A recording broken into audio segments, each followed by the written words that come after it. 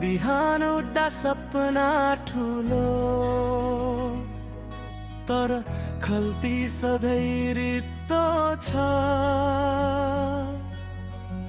आमा बुबाको आशा भारी, तर हात भने खाली छ।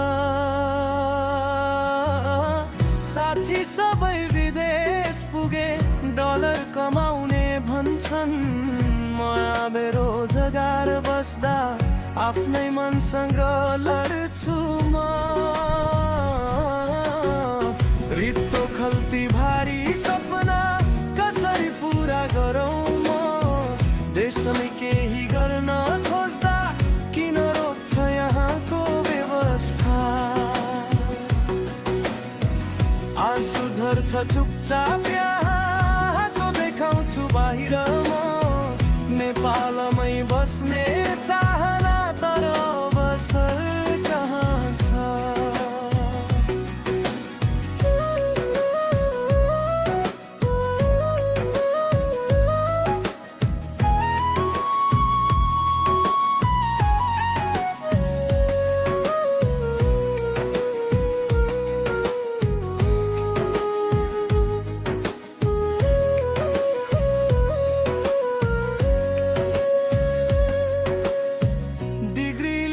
फर्किए पनि